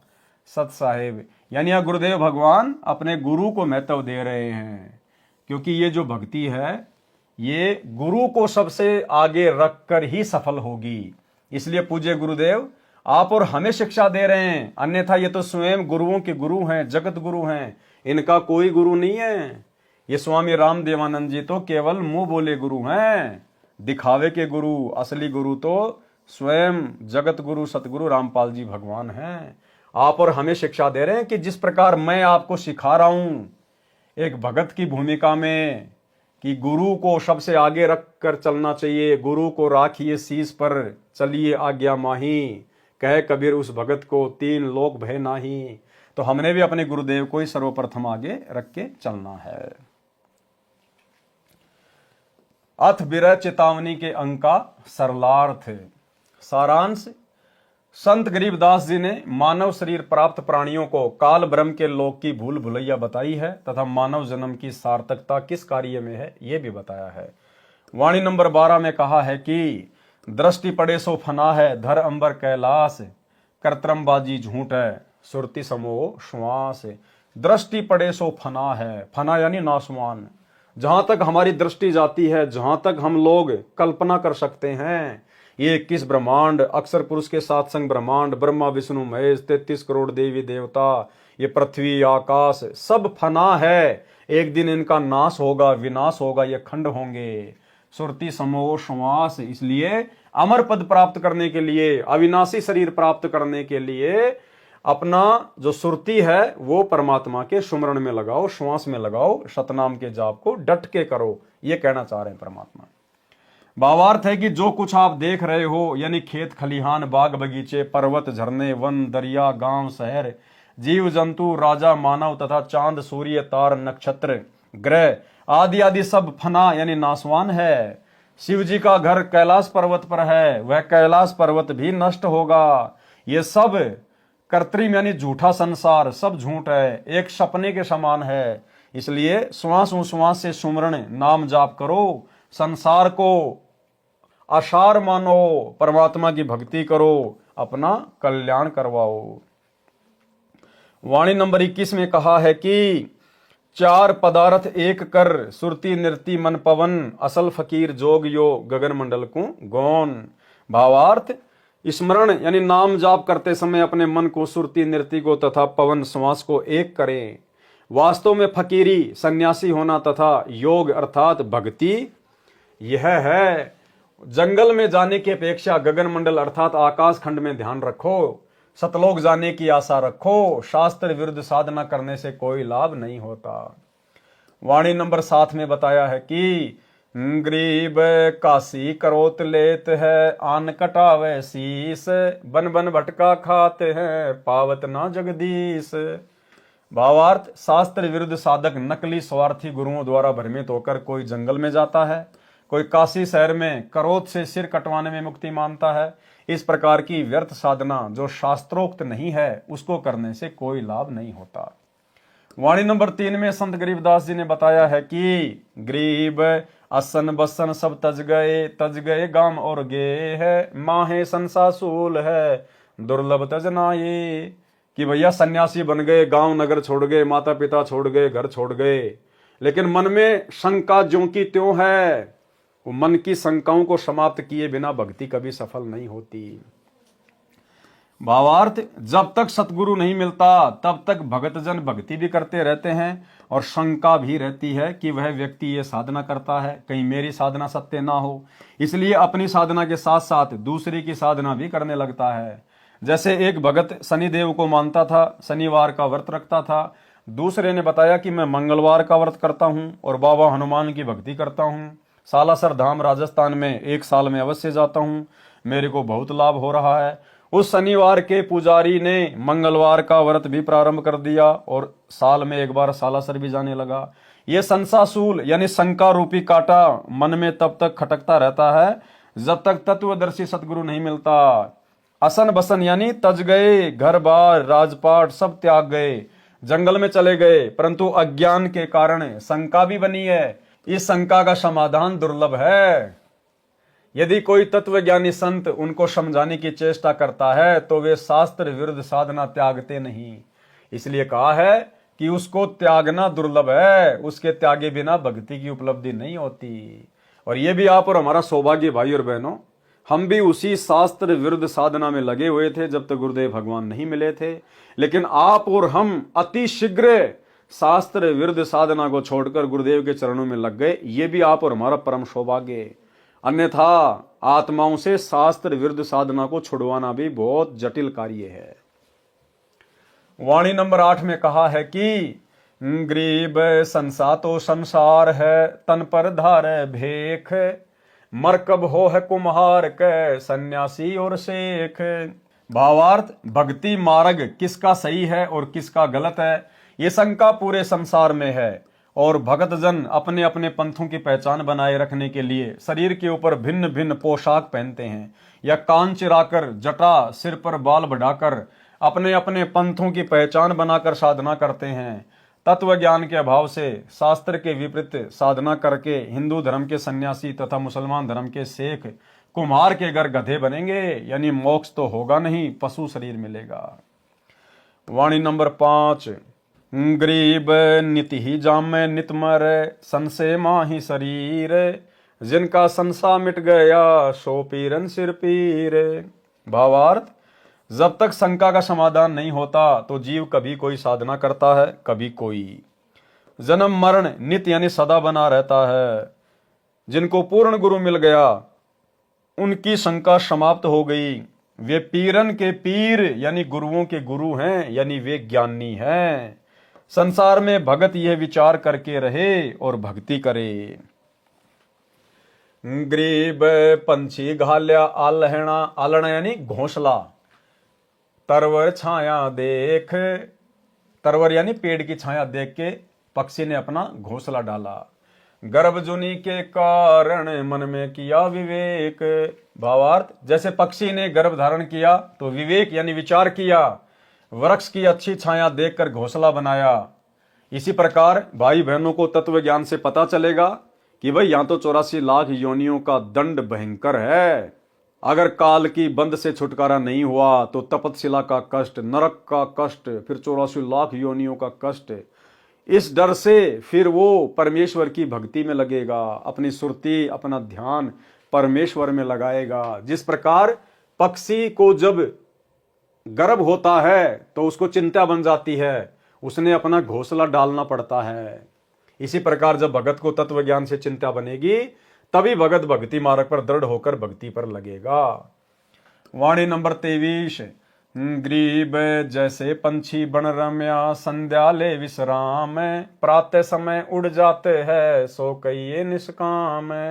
गुरुदेव समझाना चाह रहे हैं कि भगत को इस प्रकार से निष्काम भाव से भक्ति मार्ग पर जीवन यापन करना चाहिए। किसी भी वस्तु का संचय संग्रह नहीं करना चाहिए, आवश्यकता से ज्यादा जोड़ जुगाड़ नहीं लगाना चाहिए। जैसे पक्षी होता है, रात को किसी भी पेड़ पर जगह देखकर बैठ जाएगा, सुबह उड़ के चला जाएगा, फिर उसका उस पेड़ से कोई लेना देना नहीं होता है। गरीब जैसे पंछी बन रम्या, संध्या ले विश्राम, प्रात समय उड़ जाते हैं सो कहिए निष्काम। भावार्थ, जैसे पक्षी सारा दिन वन में घूमता रहता है, सूर्य अस्त होने के समय, शाम के समय किसी भी पेड़ पर बैठकर रात्रि व्यतीत करता है, प्रातः काल उड़कर चला जाता है, वह उस पेड़ से लगाव नहीं रखता। इसी प्रकार तत्व ज्ञान प्राप्त भगत ने संसार को समझना चाहिए, अपने आवास को सीमित यानी छोटा बनाए। यानी भगत अपना जो घर बनावे, अपना जो मकान बनावे, परमात्मा कहते हैं आवश्यकता से ज्यादा नहीं बनाना चाहिए। 2 कमरे की जरूरत है, 2 मंजिल ठोक दिया, दुनिया भर का मार्बल लगा दिया, चिप्स लगा दिया, किस लिए भैया? छोड़ के जाना पड़ेगा एक दिन, क्यों वो पैसा बर्बाद कर रहे हो? अपने आवास को सीमित यानी छोटा बनाएं, ये उद्देश्य रखें कि सुबह मृत्यु के समय सब छोड़कर उठ जाना है। ये तो अस्थायी ठिकाना है, स्थायी ठिकाना सतलोक है, वहां जाना है। और वहां घर बनाने की जरूरत नहीं, वहां तो बने बनाए महल हैं, बने बनाए महल। इस काल के पास भी नहीं है रहने के लिए ऐसा, वहां परमेश्वर की आत्माओं के पास है। सरलार्थ, वाणी नंबर 1, गरीब बैराग नाम है त्याग का, 5-25 माही, जब लग संसा सर्प है तब लग त्यागी नाही। भावार्थ, 5 तत्व तथा प्रत्येक 5-5 प्रकृति हैं, यानी 5 तत्व हैं और कुल मिला के उनकी जो प्रकृति है वो कितनी है? 25 है।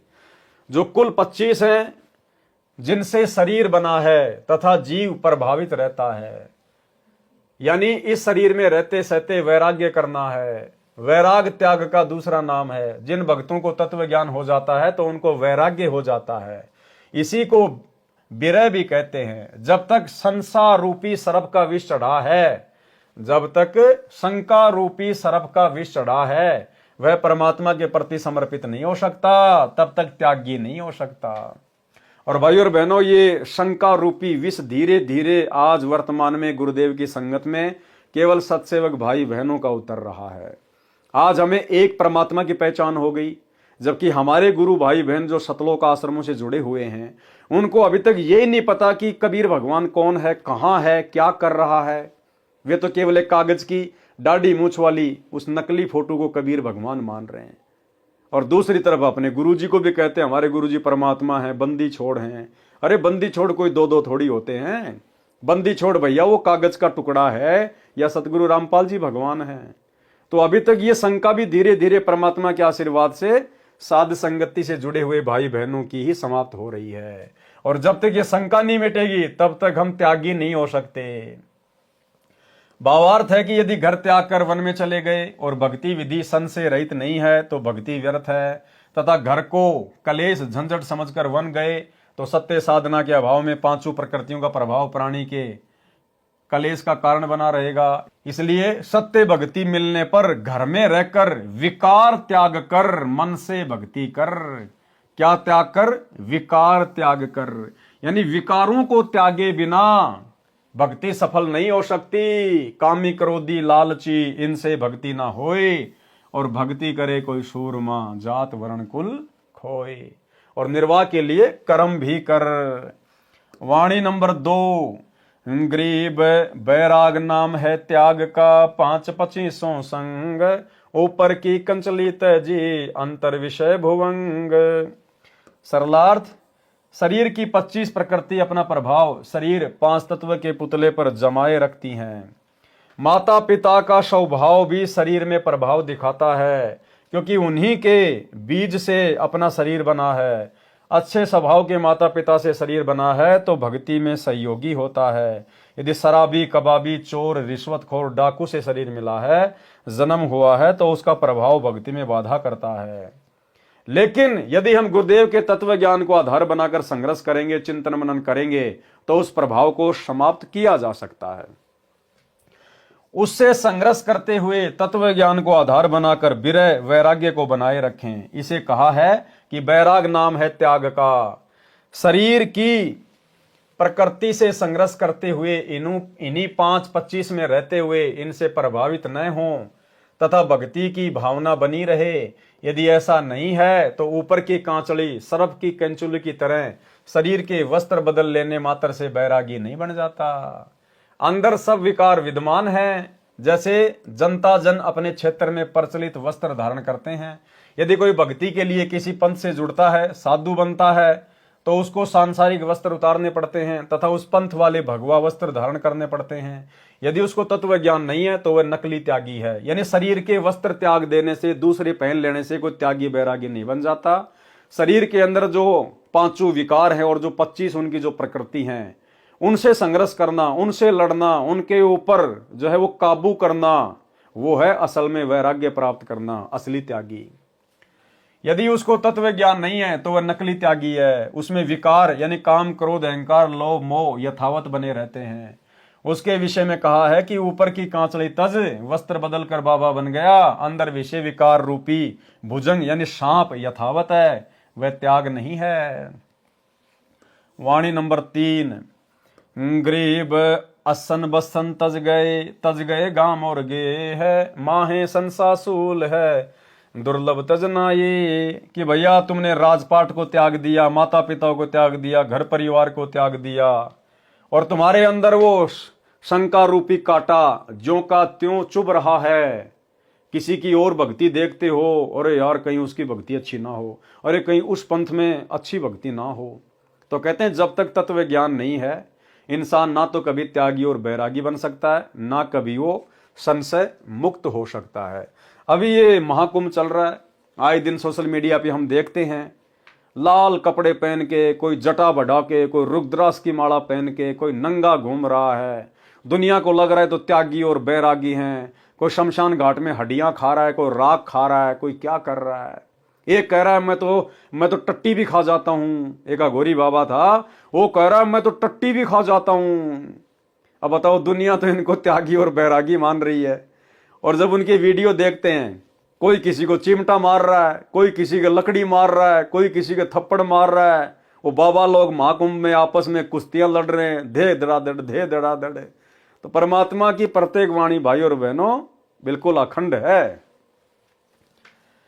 सरलार्थ, जब तक सतगुरु नहीं मिलता तब तक भगत जन भक्ति भी करते रहते हैं और शंका भी रहती है कि वह व्यक्ति ये साधना भी करता है तथा शंका भी करता है कि कहीं मेरी साधना सत्य न हो, इसलिए अपनी साधना के साथ साथ दूसरे की साधना भी करने लगता है।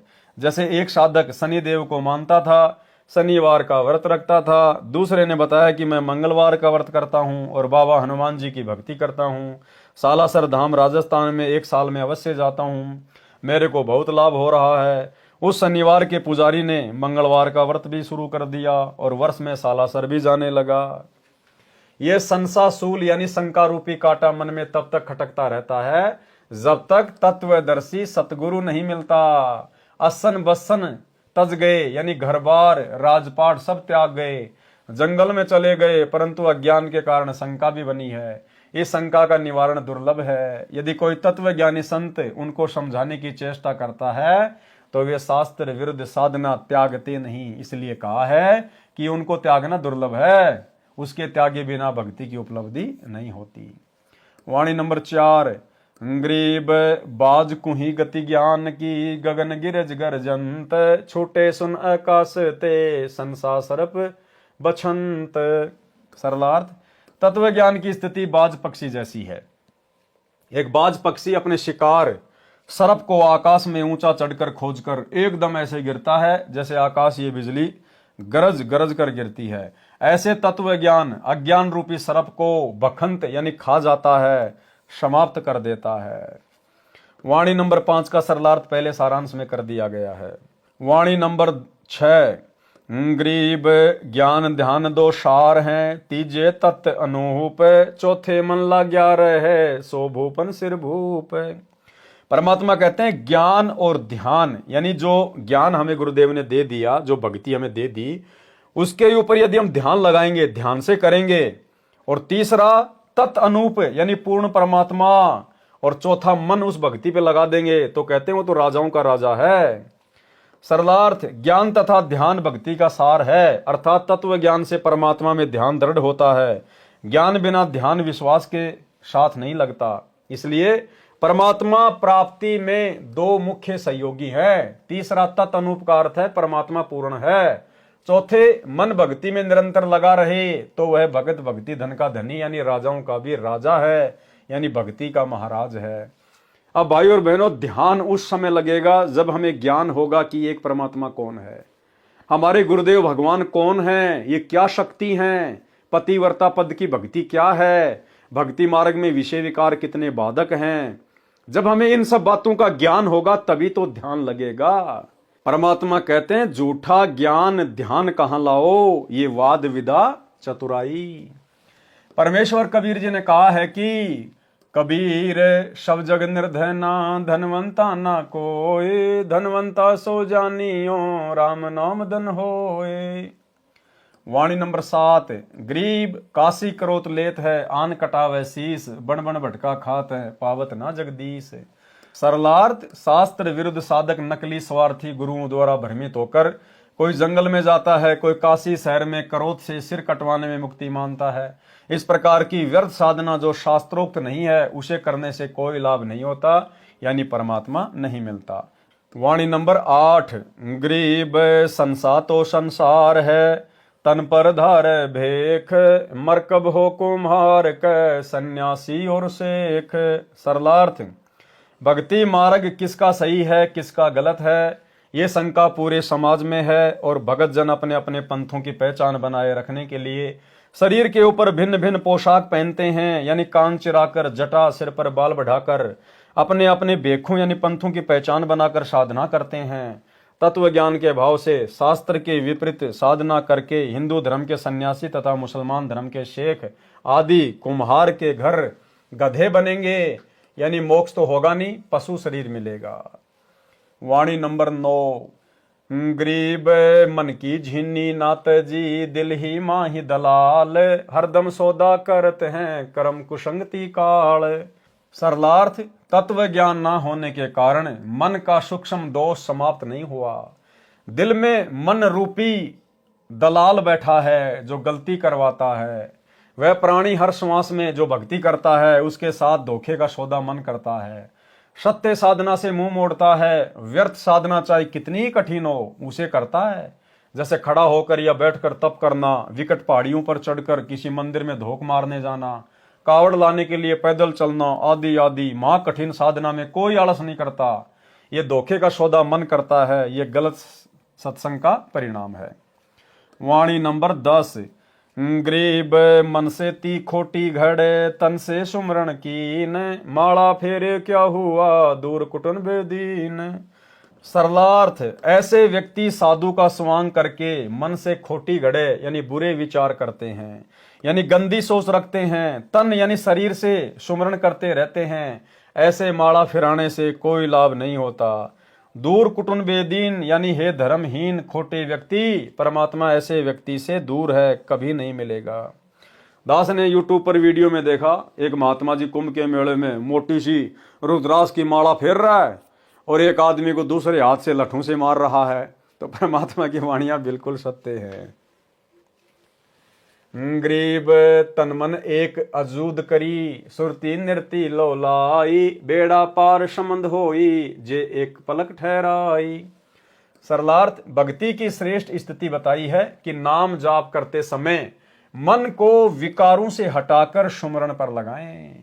देखो भाई और बहनों, हर बार परमात्मा सुमरण के साथ एक चीज को जरूर जोड़ रहे हैं कि विकारों से दूर हटना पड़ेगा, विषय विकारों को त्यागना पड़ेगा।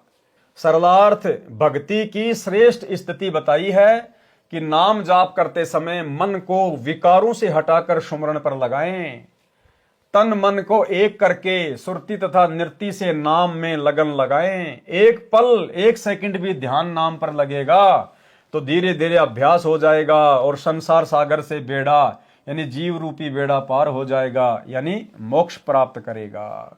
और यही बात भाई और बहनों दास आप जियों को गुरुदेव के आशीर्वाद से बार बार कहता आया है कि वैसे तो हमें जो भी नाम प्राप्त है हमें हर समय उसका सुमरण करना ही करना है, खाते पीते उठते बैठते नहाते धोते चलते फिरते, लेकिन हमें कुछ समय बैठकर थोड़ा सुरती नृत्य मन और पवन से ध्यान से भी उस नाम के ऊपर सुरती लगानी पड़ेगी। कभी 5 मिनट, कभी 10 मिनट, ऐसे धीरे धीरे हमारा समय बढ़ेगा। कब घंटा बीत जाएगा और हमें पता भी नहीं चलेगा और इतना आनंद आएगा। तो धीरे धीरे परमात्मा कह रहे हैं कि आप शुरू तो करो, कभी 1 सेकंड फिर 2 सेकंड, मतलब परमात्मा ने तो इतनी छूट दे रखी है कि एक पल यानी 1 सेकंड भी ध्यान नाम जाप पर लगेगा तो धीरे धीरे अभ्यास हो जाएगा और संसार सागर से बेड़ा पार हो जाएगा, यानी मोक्ष प्राप्त करेगा। वाणी नंबर 12। दृष्टि पड़े सो फना है धर अंबर कैलाश, कर्तमबाजी झूठ है सुरती समो श्वास। सरलार्थ, जो कुछ आप देख रहे हो यानी खेत खलिहान बाग बगीचे पर्वत झरने वन दरिया गांव शहर जीव जंतु राजा मानव चांद सूर्य तारे ग्रह नक्षत्र आदि आदि सब फना यानी नाशवान है। शिव जी का घर कैलाश पर्वत पर है, वह कैलाश पर्वत भी नष्ट होगा। ये सब झूठी बाजी है, संसार सब झूठ है, एक शोपन के समान है। इसलिए श्वास श्वास से स्मरण नाम जाप करो, संसार को असार मानो, परमात्मा की भक्ति करो, अपना कल्याण कराओ। वाणी नंबर 13। गरीब सुरती श्वास को एक कर कुंज किनारे लाई, जाका नाम वैराग है 5-25 खाई। सरलार्थ, श्वास से नाम जाप करते समय सुरती यानी ध्यान को उसी नाम सुमरण पर लगाना, ये श्वास सुरती एक करना है। कुंज कमल अंतिम 9वें कमल के निकट ध्यान को पहुंचाएं, यानी सतलोक के किनारे ध्यान को पहुंचाएं। इसका नाम वैराग्य है, जिससे शरीर की प्रकृति को अनुकूल कर लिया। ध्यान तभी लगता है जब मन सांसारिक प्रेरणाओं से विचलित नहीं होता। ध्यान हमारा भक्ति में नाम जाप पर कब लगेगा क्या कह रहे हैं गुरुदेव? ध्यान तभी लगता है जब मन सांसारिक प्रेरणाओं से विचलित नहीं होता। और मन सांसारिक प्रेरणाओं से विचलित कब नहीं होगा? जब हमें अपने गुरुदेव पर दृढ़ विश्वास होगा, पूर्ण विश्वास होगा, और अन्य किसी को भी परमात्मा नहीं मानेंगे। उसके बाद गुरु अपनी मेहर बख्शेगा, एक विशेष आशीर्वाद गुरुदेव भगवान हमारे ऊपर बख्शेंगे।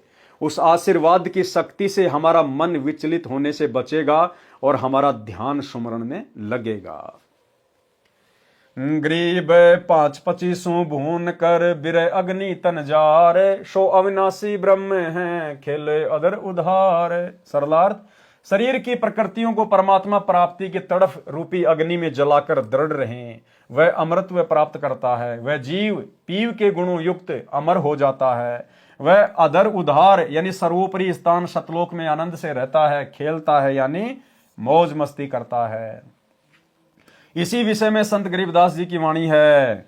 गरीब अनंत कोटि ब्रह्मा आए, अनंत कोटि भय ईश, साहिब तेरी बंदगी से जीव होत जगदीश। गरीब त्रिकुटी आगे झूलता, बिन ही बास बरत, अजर अमर आनंद पद परख सुरति निरत। सरलार्थ, परमात्मा अन्य वेश में त्रिकुटी कमल में रहता है। अब देखना भाई और बहनों, ध्यान देना, परमात्मा अन्य वेश में त्रिकुटी कमल में रहता है। अब परमात्मा चलो मान लेते हैं दाढ़ी मूछ वाला कबीर जी है। क्या कह रहे हैं? परमात्मा अन्य वेश में त्रिकुटी कमल में रहता है। अब गुरुदेव तो बार बार हमें यह कहते हैं कि जब तुम त्रिकुटी पे जाओगे तो परमात्मा तुम्हें मेरे रूप में मिलेगा। और यदि कोई मानता है कि परमात्मा अपने सतलोक वाले रूप में रहते हैं त्रिकुटी पर, तो क्या कह रहे हैं? ध्यान से सुनना। अब परमात्मा अन्य वेश में त्रिकुटी कमल में रहता है। बिन ही बांस बरत का भावार्थ, बिना छत्र मुकुट व सिंहासन के त्रिकुटी में परमेश्वर जी सतगुरु रूप में बैठे हैं। सिंहासन पर त्रिकुटी में परमात्मा कौन से रूप में बैठे हैं? सतगुरु रूप में बैठे हैं। अब भाई हमने फैसला करना पड़ेगा, नहीं तो धोखा खा जाएंगे। अब यहां गुरुदेव ने कह दिया कि वो परमात्मा बिना सिंहासन के, बिना सिर पे मुकुट के, वो त्रिकुटी में बैठा है सतगुरु रूप में। तो कौन से सतगुरु रूप में? एक है सतलोक वाला रूप, जिसको भाई बहन मानते हैं, वो दाढ़ी मूछ वाला फोटो वाला जो कबीर जी। दूसरा सतगुरु रूप है सतगुरु रामपाल जी भगवान। और गुरुदेव हमें बार बार कहते हैं कि जब तुम त्रिकुटी पे जाओगे तो परमात्मा मुझदास के रूप में मिलेगा।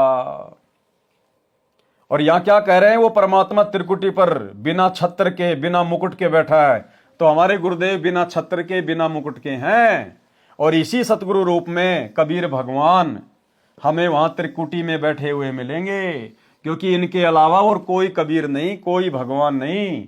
यही सतगुरु रूप में कबीर परमात्मा त्रिकुटी पर बैठा हुआ है। त्रिकुटी में परमेश्वर जी सतगुरु रूप में रहते हैं। वह परमेश्वर सुखदाई आनंद कंद है, अजर अमर है। उसको सत्य नाम के जाप से, सुरति नृत्य से भगत परख जांच करता है। सतनाम के जाप से, सुरति नृत्य से भगत फिर उसको पहचानेगा। कैसे पहचानेगा?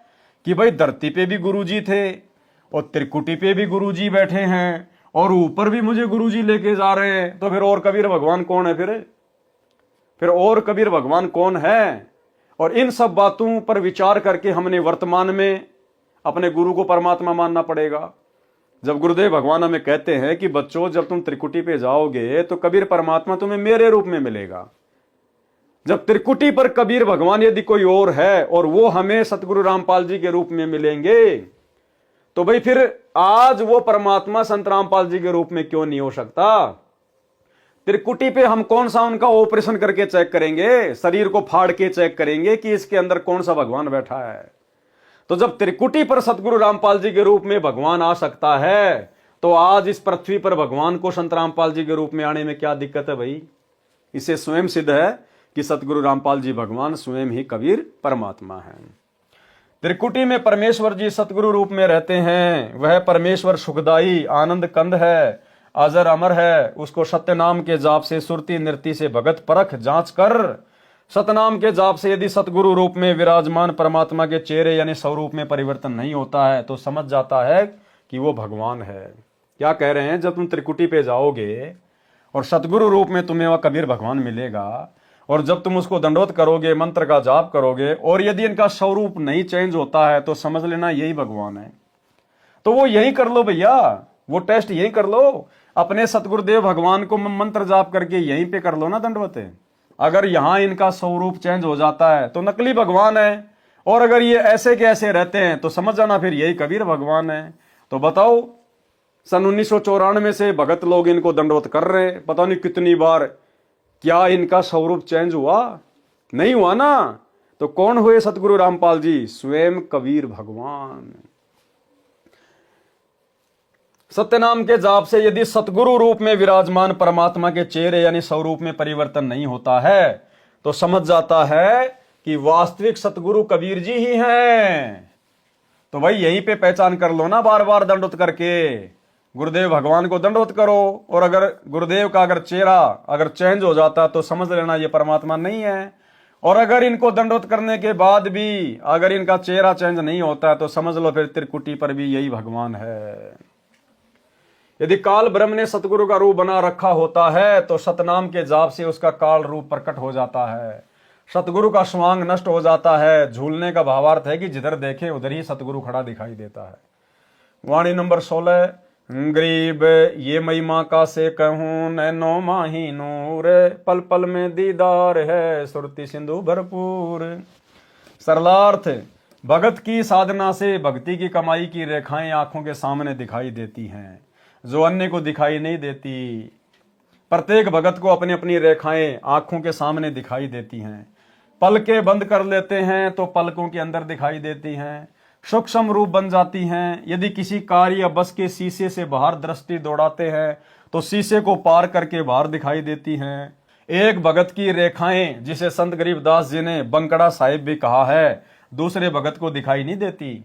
इसलिए कहा है कि ये महिमा किसको बताऊं कि मेरे नैनों में आंखों में परमेश्वर का नूर दिखाई देता है, उसमें मैं पल पल क्षण क्षण में दीदार दर्शन करता हूं। मेरी सुरती नृत्य इस नूरी शक्ति से भरी है। सुरती दूर की वस्तु को देखती है, नृत्य उसका निरीक्षण करती है कि ये गाय है या भैंस, इसको सुरती तथा नृत्य स्पष्ट करती है। वाणी नंबर 17, गरीब झीना दरसे दास को, पोहप रूप परवान, बिन ही बेली गैबरे, सो अकल अमान। शब्दार्थ, झीना यानी सूक्ष्म पतला, दरसे यानी दिखाई देता है, दास को यानी भगत को, पोहप यानी पुष्प, रूप यानी के आकार में, परवान यानी पूर्ण रूप से प्रमाणित। वह बंकड़ा साहेब रूपी फूल किसी बेल लता के नहीं लगा है, वह तो अकल अविनाशी है। अमान यानी शांतिदायक है, गैबरे यानी विकसित होता है। सरलार्थ, भक्तों को वह सूक्ष्म रूप बंकड़ा साहिब रूपी फूल दिखाई देता है, वह बिना लता यानी बेल के विकसित होता है। जिस भगत को वह भक्ति की कमाई रूपी रेखाएं दिखाई देती है वह मोक्ष का अधिकारी हो चुका है। क्या कह रहे हैं गुरुदेव कि जिन भक्तों को अपनी आंखों के आगे काली काली रेखाएं दिखाई देती हैं, किसी को मक्खी जैसी, किसी को स्प्रिंग जैसी, वो जिधर भी देखेगा वो उधर ही जाएगी, ऊपर देखेगा ऊपर, नीचे देखेगा नीचे, आंखें बंद कर लेगा तो भी उसको वो दिखाई देंगी।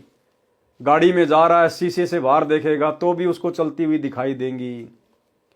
बहुत सारे भगत भाई बहन कहते हैं कि हमें आंखों के सामने सफेद सफेद दिखाई देती है, डॉट डॉट। तो वो नहीं है, वो बंकड़ा साहिब नहीं है, वो नूर नहीं है।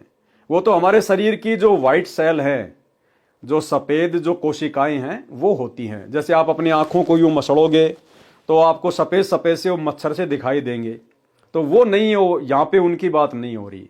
हमें जो दिखाई देगा वो रेखाएं सी होती हैं, कोई स्प्रिंग जैसी, कोई मक्खी जैसी, कोई मच्छर जैसी, ब्लैक ब्लैक सी। यूं देखोगे तो वो इधर जाएगी, यूं देखोगे इधर जाएगी, आंखें बंद करोगे तो भी वो आपको घूमती हुई नजर आएंगी। तो परमात्मा कहते हैं कि वो इस बात का प्रतीक है कि गुरुदेव भगवान पल पल तुम्हारे साथ हैं। तुम्हारी आंखों में नूर के रूप में बैठा हुआ परमात्मा, उस भगत को एक क्षण भी परमात्मा अपने से दूर नहीं करता है। और ये कुछ भक्तों को उसके पिछले जन्मों की भक्ति के कारण भी दिखाई देती हैं। जो अनुपदेशी हैं, जगत वाले हैं, उनको भी दिखाई देते हैं। और जिनको नहीं दिखाई देती फिर वो सतगुरु से उपदेश ले लेते हैं। तो मंत्रों का जाप करने के बाद जैसे जैसे भक्ति उनमें समाएगी वैसे उनको दिखना शुरू हो जाएगा। ये सबको होगा, किसी को पहले किसी को बाद में, धीरे धीरे परमात्मा सब पे दया करते हैं। दास को तो ये बचपन से ही दिखाई दिया करते थे। बचपन में दास को थोड़ा थोड़ा था, और अब गुरुदेव की शरण में आने के बाद में परमात्मा ने अब दया कर रखी है। तो पहले दास समझ नहीं पाता था कि ये क्या घूमता आंखों के आगे। कभी एकांत में चारपाई पे लेटा होता था। उस समय तकरीबन दास 7वीं या 8वीं में अपनी पढ़ाई करता था। तो ऐसे खेत खलिहान में चले जाया करते थे, दिन में पेड़ के नीचे चारपाई डाल के ऐसे लेटे रहते थे, रेडियो में गाने सुनते रहते थे। तो वो आंखों के सामने चलता था, वो काला काला, वो ब्लैक ब्लैक। अब उस समय तो मनोरंजन की दृष्टि से देखा करते थे, कभी यूं कभी यूं, कभी ऊपर कभी नीचे। अब गुरुदेव भगवान के आशीर्वाद से पता चला कि वो तो परमात्मा का नूर है, हमारी भक्ति धन है वो, जो हमें दिखाई देता है। भक्तों को वह सूक्ष्म रूप बंकड़ा साहिब रूपी फूल दिखाई देता है, वह बिना बेल के विकसित होता है। जिस भगत को वह भक्ति की कमाई रूपी रेखाएं दिखाई देती है, वह मोक्ष का अधिकारी हो चुका है। यदि आजीवन मर्यादा में रहकर भक्ति करता रहेगा तो वह अमर होगा, आनंद व चैन से शतलोक में रहेगा। वाणी नंबर 18। गरीब अकल अभूबी आदि है, जाका नाही अंत, दिल ही अंदर देव है, निर्मल निर्गुण तंत। सरलार्थ, अकल का अर्थ है अविनाशी, जिसका काल ना हो। भूमि का अर्थ है ऊपर के चारों लोक, जो अमर धरती है। वह सनातन है, उसमें निवास करने वाला निर्मल निर्गुण अव्यक्त देव परमेश्वर, जो तंत यानी सब देवों का सार प्रभु यानी कुल का मालिक है, वह हमारे दिल में बसा है। कौन? गुरुदेव भगवान। वाणी नंबर 19। गरीब तन मन से ती दूर है, माहे मंज मिलाप, तरवर छाया वृक्ष में सो आपे आप। सरलार्थ, वह परमेश्वर दूर सतलोक में है, जिसे स्थूल शरीर तथा मन की कल्पनाओं से नहीं देखा जा सकता। वैसे उस प्रभु का प्रभाव शरीर में भी है, इस प्रकार जीव से मिला भी है। जैसे पेड़ की छाया पेड़ का ही प्रतिबिंब होती है, ऐसे परमेश्वर तो शतलोक आदि आदि ऊपर के लोकों में है। उसकी शक्ति पेड़ की छाया की तरह सर्व ब्रह्मांडों में फैली है। वाणी नंबर 20। गरीब 9 तत्व के तो 5 हैं, 5 तत्व के 8, 8 तत्व का एक है, गुरु लखाई बाट। यानी आंखों के सामने जो रेखाएं दिखाई देती है, किसी को 2, किसी को 4, किसी को 5, उस हिसाब से परमात्मा ने शक्ति का वर्णन किया है। सरलार्थ, आंखों में जो नूरी रेखाएं हैं वे संख्या में 14 हैं, जिनमें से 9 तत्व यानी परमेश्वर जी की 9 सिद्धियों के प्रतीक तो 5 हैं, 5 तत्व सिद्धियों के प्रतीक 8 हैं, तथा 8 तत्व सिद्धियों का प्रतीक 1 है, जो कुल मिलाकर 5, 8 + 1 14 है, जो भिन्न भिन्न शक्ति का ग्राफ है। ये बाट यानी मार्ग सतगुरु जी ने दिखाया है। वाणी नंबर 21। गरीब 4 पदार्थ एक कर, सुरती नृति मन पौन, असल फकीरी जोग योग अगर मंडल को गौन। यानी वास्तव में हम जब नाम का जाप करें, सुमरण करें, तो परमात्मा कहते हैं चारों जो पदार्थ हैं, सुरती नृति मन और पवन, यानी एकाग्रचित होकर अपने ध्यान को संसार से हटाकर हम उन मंत्रों का जाप करें, वास्तव में ये फकीरी है। इससे तुरंत हमें सतलोक की प्राप्ति होती है। सरलार्थ, सुमरण नाम जाप करते समय अपने मन को सुरती नृति को पवन यानी श्वास पर टिका कर रखें। वास्तव में फकीरी यानी सन्यासी होना तथा योग यानी भक्ति करना ये है। जंगल में जाने की अपेक्षा गगन मंडल अर्थात आकाश खंड में ध्यान रखो, सतलोक जाने की आशा रखो। शास्त्र विरुद्ध साधना करने से कोई लाभ नहीं होता। वाणी नंबर 22। गरीब पंछी घाल्या आलना, तरवर छाया देख, गर्भ छुनी के गारणे, मन में किया विवेक। भावार्थ, जैसे पक्षी ने गर्भ धारण किया तो विवेक विचार किया, वृक्ष की अच्छी छाया देखकर घोंसला बनाया। वाणी नंबर 23। गरीब जैसे पंछी बन रम्या, संध्या ले विश्राम, प्रात समय उठ जाते हैं, सो कहिए निकाम। भावार्थ, जैसे पक्षी सारा दिन वन में रमता घूमता है, सूर्य अस्त होने के समय शाम के समय किसी भी वृक्ष पर बैठकर रात्रि में समय व्यतीत करता है, प्रातः काल उड़कर चला जाता है, वह उस पेड़ से लगाव नहीं रखता। इसी प्रकार तत्व ज्ञान प्राप्त साधक को संसार असार समझना चाहिए। अपने आवास को सीमित यानी छोटा बनाए, ये उद्देश्य रखे कि सुबह के समय यानी मृत्यु के समय सब छोड़कर उठ जाना है। ये तो अस्थायी ठिकाना है, स्थायी ठिकाना तो शतलोक में है। वाणी नंबर 24। गरीब जाके नाद न बिंद है, घटमट नहीं मुकाम, गरीब दास सेवन करे आदि अनादि राम। सरलार्थ, जिस परमेश्वर का शरीर 5 तत्व से निर्मित नहीं है, उस परमेश्वर को वही प्राप्त कर सकता है जिसने नाद यानी वचन के शिष्य रूपी परिवार को तथा बिंद यानी शरीर के परिवार को अपना न मानकर परमेश्वर के बच्चे माने हैं। उन पर अपना दावा नहीं करता, जिनको काल के लोक में अपना कोई ठिकाना दिखाई नहीं देता। संत गरीबदास जी कहते हैं कि आदि अनादि यानी सर्वप्रथम आदि सनातन परमात्मा की सेवा यानी भक्ति वही करेगा, उसी को उसकी प्राप्ति होगी। स्वामी रामदेवानंद गुरु महाराज जी की असीम कृपा से विरह चेतावनी के अंक का सरलार्थ संपूर्ण हुआ। सत साहेब। इसी प्रकार पूज्य गुरुदेव सतगुरु रामपाल जी परमेश्वर जी के आशीर्वाद से विरह चेतावनी का अंक संपूर्ण हुआ। बोलो सतगुरुदेव भगवान की जय हो। तो भाई और बहनों, आज के वीडियो में केवल इतना ही। परमेश्वर के आशीर्वाद से इसी प्रकार धीरे धीरे आगे बढ़ेंगे। जितनी परमेश्वर ने हमें भक्ति की खुराक खिलानी है, परमात्मा उसी हिसाब से खिलवाएगा। तो किसी किसी वीडियो में परमेश्वर हमें भक्ति से संबंधित बहुत सारी खुराक खिला देते हैं, किसी किसी वीडियो में परमात्मा नॉर्मल तरीके से अपना ज्ञान समावेश करते हुए चलते हैं। तो जैसी गुरुदेव भगवान की मौज, जैसी उनकी रजा, वो जितना चाहेंगे उतना ही हमारे को भक्ति मार्ग में खुराक खिलाएंगे, जो हमारे लिए बिल्कुल परफेक्ट होगी। तो आज के वीडियो में केवल इतना ही। कल रात्रि फिर से जुड़िएगा। तब तक गुरुदेव भगवान हम सबको आज्ञा दें, इजाजत दें, आशीर्वाद दें। बंदी छोड़ सतगुरु रामपाल जी भगवान की जय हो।